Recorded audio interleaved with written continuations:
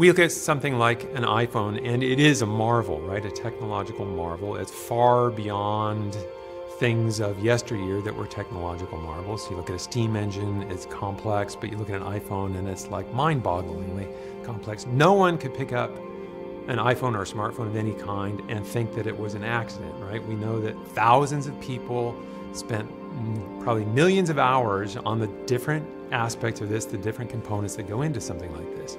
It might not be quite as obvious to a non-biologist how much more complex even a simple organism, a worm, a firefly is than a smartphone, but it's true.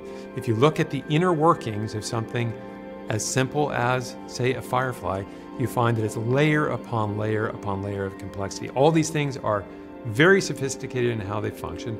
The mere fact that a firefly comes from a single cell that then develops into a firefly puts it in a completely different league. That doesn't happen with smartphones. Factories make smartphones. Fireflies come from fireflies, and they come from an initial fertilized cell. It's absolutely mind-boggling. We have no idea how a single cell produces an adult. These things are marvelous.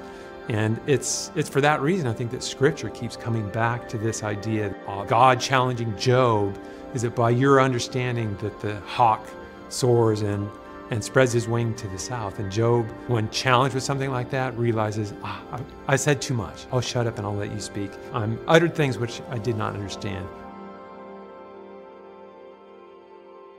Theistic evolution is a viewpoint that God created matter, and after that, God didn't guide or intervene or act directly to cause any empirically detectable change in the natural behavior of matter until all living things had evolved by purely natural processes. It is the idea that God somehow set up the process at the beginning and then just let it run. That's sort of like deism.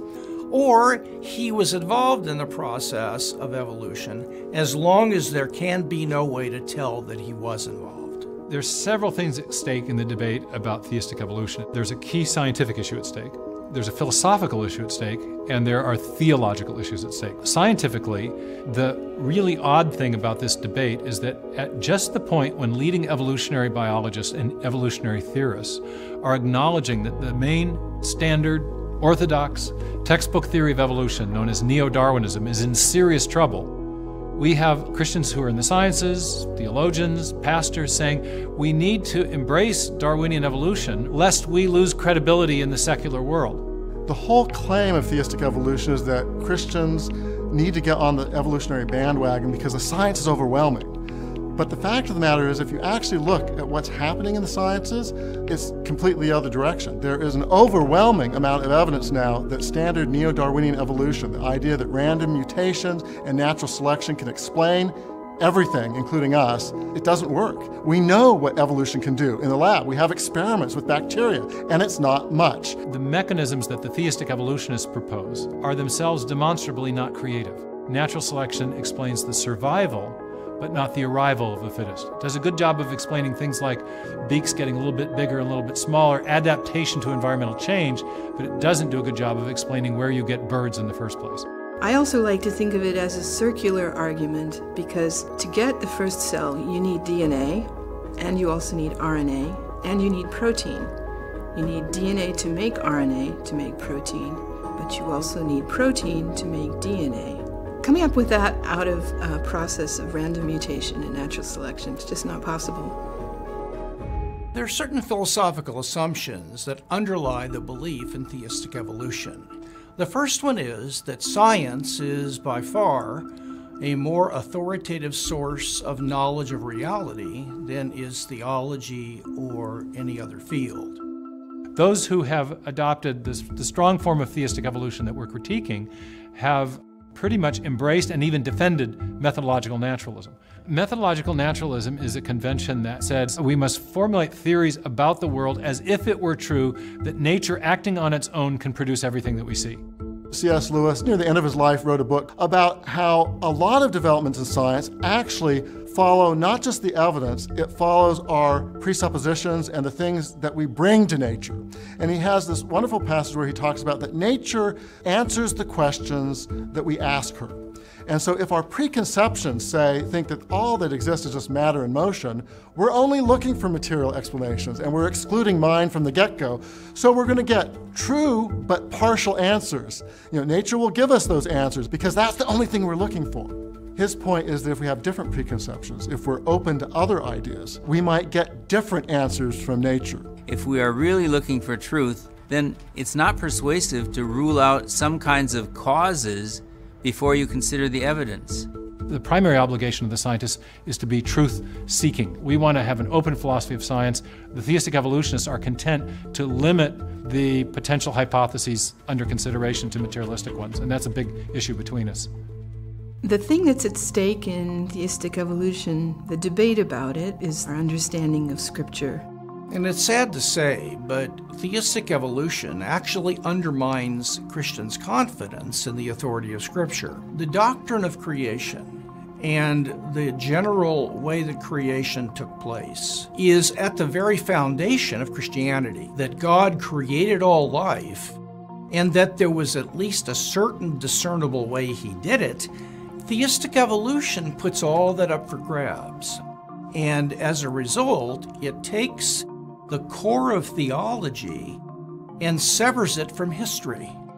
And so theology becomes placed in what Francis Schaeffer used to call the upper story, in an area where theology isn't really about facts. It certainly isn't about things we can test or know. It's more about beliefs and feelings. But science does the hard work. It's really about evidence and fact.